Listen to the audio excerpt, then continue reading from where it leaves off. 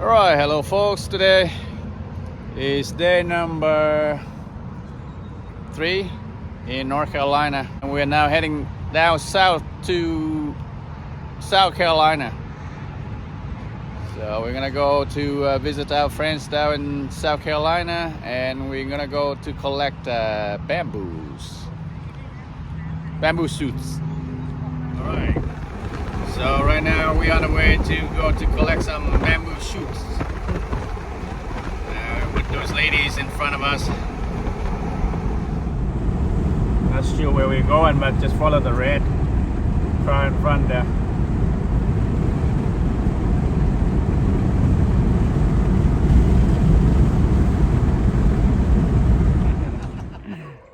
All right.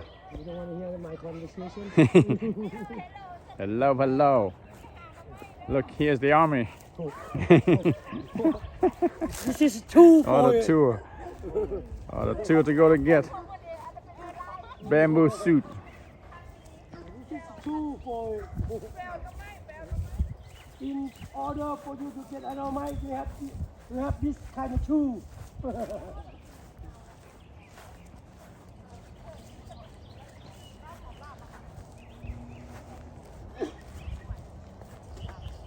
Yeah, let's see if we can get some bamboo shoots today.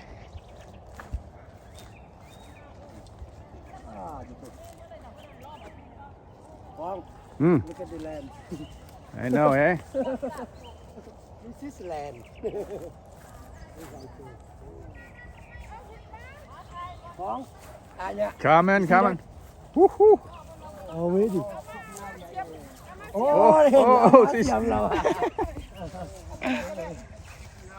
เอามาเสียบเราใจขึ้นให้เราเห็นเลย Easy, easy. You don't need to run.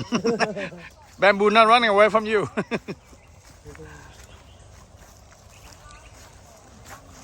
Oh, the small bamboos, eh? I thought a big tall one. What's the hole, eh? โอ้มันออกไปโดนแล้วนี่นะ What? ออกไปโดนแล้วจะบ่เห็น Yeah. Oh, มีแต่ว่างไปคุดบัดนี้ เอากระไรขึ้น here. Chop, chop it. กันนอน้อยจัง เห็นนอกเอามาได้ตื้อ เห็นนอยเอาไม่บอกน้ำบ่ได้ให้พวกบ่เคยคุดเฮาสิคุดแอวเบิ่งเอา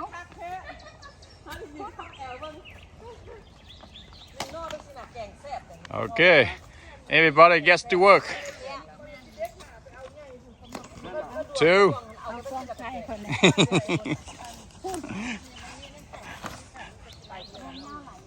แค่นั้นไม่พูด Oh. บ่เอานั่นเลยนะ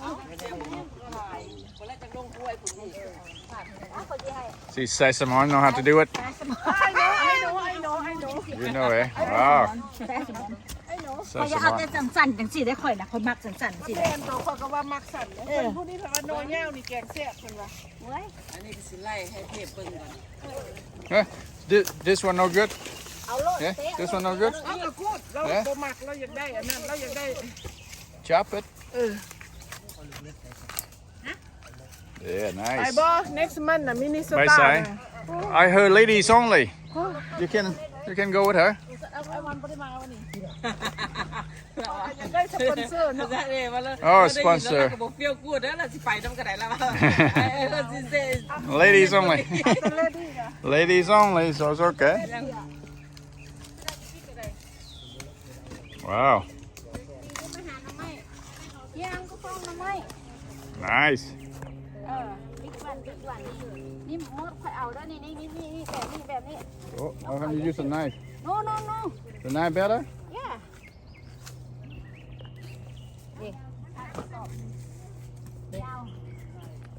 Well, use a tool like Alan Warren, you chop it better, no? อันเล่นมองอันเล่นมองหานั่นหากองไว้รถเล่น Alan Warren, no back pain, Alan Warren? No. Good. เอาถุงมาอันเล่นมอง Nice, hold on. Picture. Huh?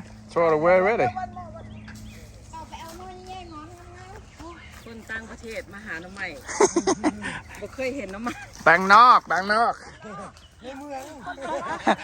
คุณอยู่บางนอกวันเป็นพอเห็นมัก มันนอกไอ้แม่วันมอ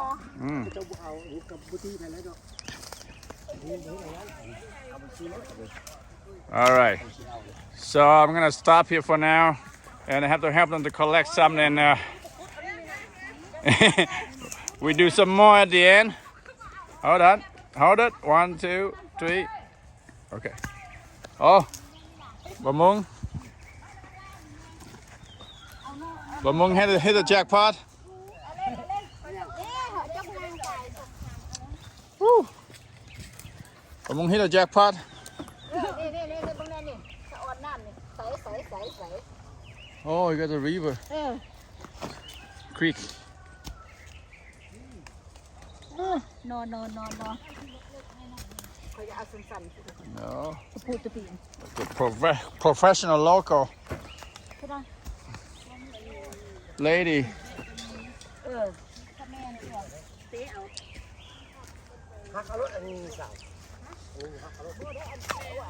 So these bamboo trees are smaller than I thought, but kind of nice. This one would be good for fishing rod.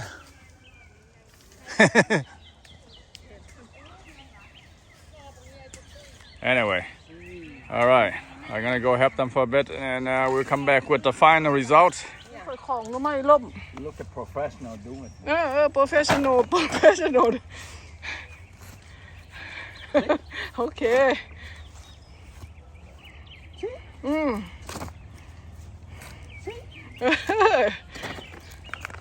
เอ้าถังหน่อไม้จะล่ม Easy. The one way at the back. Yeah, my backpack. I put it. โอ้ยนี่เอาอันนอนในดินนี่ Yeah. เอาอันนั้นลงไปSo small. นอนในดินนี่ในดินนี่ในดินนี่อ่ะเหยียบ What? It's so small. อันนั้นมันขุดลงไปSo small.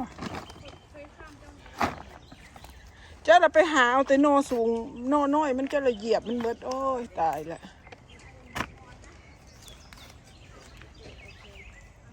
พูดนี่ ป้าบ้านฉันนี่ในท้อง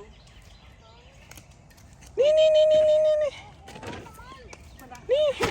ไม่เอาเจ้าน่ะ มันลงกับข้าวถ้วยป้าว่าได้พกไหมแปลน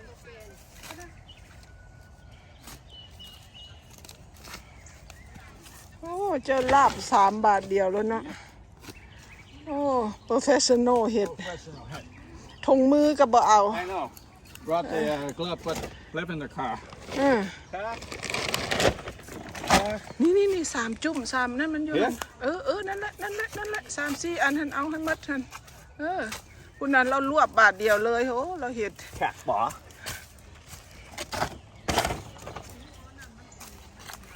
เอานอในดินเนี่ยเจ้าอย่าเอาแต่นอสูงหลายเนาะนี่ตัวนั้นมันอยู่ในดินคุณนั่นแหละฮะไปโอ้ย Nothing hollow. เอานั่นนี่อีกอันนึงอยู่ใกล้ๆนะนั่นแหละโอ้ยไม่ยังซักเลย No the tall one we do the You don't want tall one? ทอว่าก็เอาตัวนี้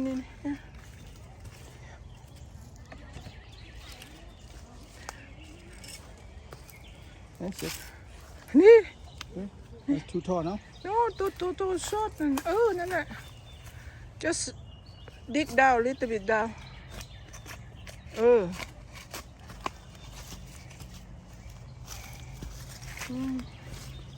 เต็มไทยละอันนี้คอยอยากเอาไปเผาเด้ Okay. เอาไปเฮ็ดซุปน่าจะฟ้องเลยอัน โอ้พอเอาแล้วมันนั่นมันจีบมันจะเอาไม่ได้นะ เสื้อแขนยาวเจ้ากับบใส่โอ้ชักไหมอ้าวนั่นสิเห็นบ่หาจะเหยียบหน่อไม้โอ้ เห็น เจ้าก็เบิ้งนี่ที่ไปเหยียบมันก็หักเลยเนาะ ฮะ หักแล้วหันไปเหยียบมันโอ้ยตายละ ช่องไหน นี่ ยูซี่นะยูซี่นะตัวนี้เจ้าก็สิเหยียบมันแต่ว่าอยู่ในหันก็มีนี่นอนนี่บ่เอานั่นตัวนั้นนั่นแหละอันนี้ตัวอยู่ข้างไม้หันนี่แบบดานี่นอนเนี่ยตัว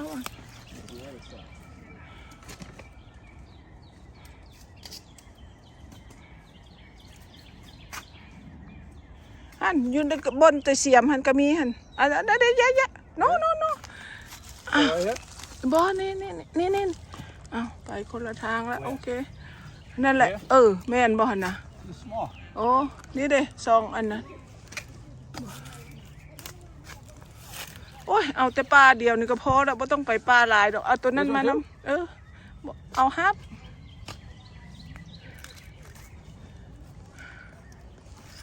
แล้วระวังจะตกโอ้น้ำเอาไปมือบ่มีถือได้ป่ะเนี่ยเอา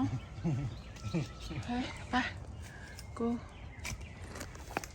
เต็มแล้วเก่งเก่งระวังเจ้าทะลาตกลงน้ำมันตกน้ำมันเก่งหลาย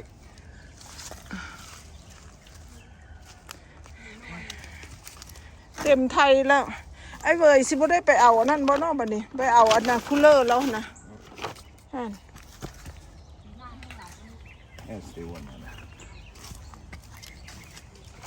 โอ้ยเหยียบหน่อไม้เป็นแต่อีตนมัน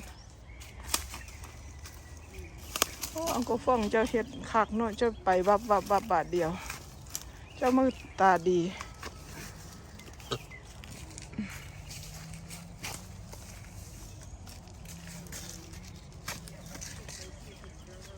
นี่ Oh, this tool is so easy. Back.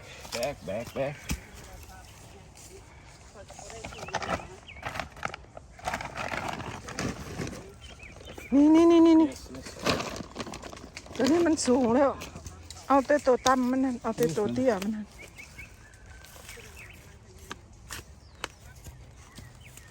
นี่ตัวนี้ดิ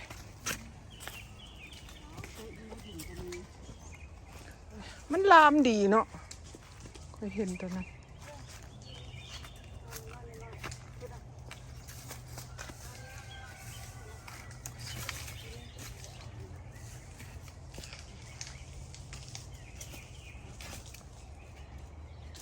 อันเสิร์ชคือว่าเอาผ้ามานำอยู่สิตัดเอาคุณเต็มละ แดงมันนี่โอ้ทำให้เอาดวงนี่แล้วลากเอาตัวไปซิได้นี่เอาไปแกงนะ เอาฮักขันรถเอาไปทุบเปาะดวงแล้วบอกเอาได้นอใหญ่อันเอาไปแกงแล้วเอาตัวนอไปสิละ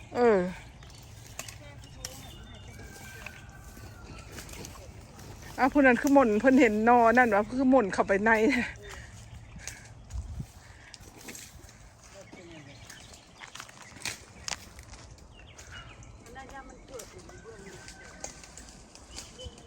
โทษไฟแผนกนั่นเต็มทงเจ้าละบ่น้องคนนี้จะไปก้มอยู่พุ่นเจ้านั่นบ่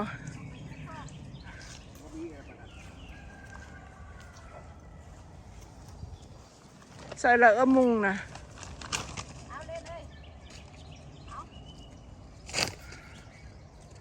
โอ้น้องสาวจะวีออกมาไปเก็บเอา Where's the gloves? I don't want gloves. I know, me neither. All right. After 1 hour of hard labor, we got 5 bags. 5 full bags of bamboo shoots. แบมบูสูดใครได้สิหิวบ่ได้เล่นกันถือเลยเด้ Okay, wait. Good harvest. 5 bags. Thank you.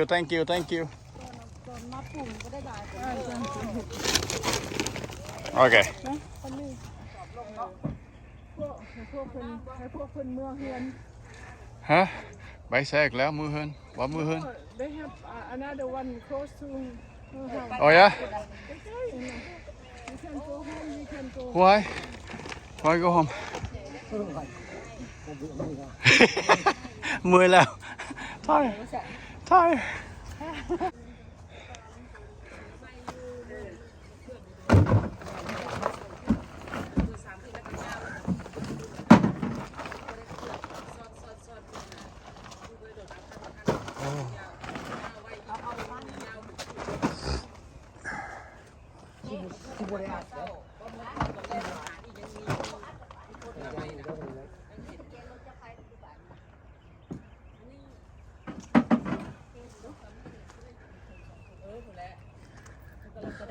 Yeah, good job, boy. I'll do it.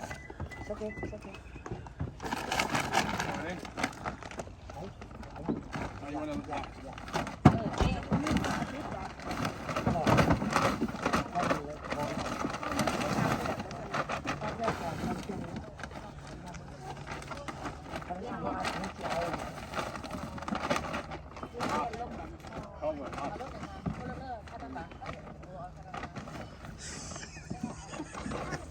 โอ้ยคัก เอาไปลงเฮือนแล้วเอาไว้อยู่ในตลาดลงมาสั่งเลยเพราะว่าอันปลามันไม่โดนมันใกล้เฮือนเรา เขาเอาสอบไปได้นะเขาเอาสอบไปเอาจะสอบลงแล้วกันแล้ว Hold on, what did you do here? It doesn't look I like cut a top. shoot anymore. No, I cut top. All right, now the next step of bamboo shoot harvesting. Now the lady is gonna try to clean them all up.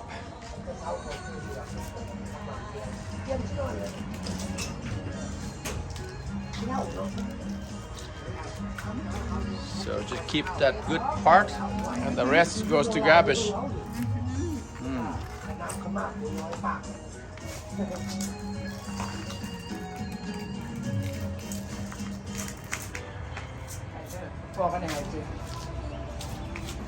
More help coming.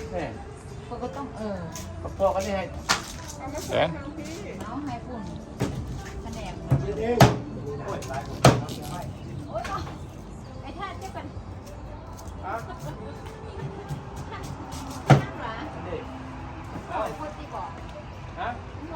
คนน้อยแล้วเจ้าแก้แปะออกเลยเลยแก้แปะออกเลยคนข้าชุบมือผมแก้บ่ได้ now this the process command. The process command working now. Yeah. The process command come together to clean the bamboo shoots now. Well, you go to a good vacation, right? Ah.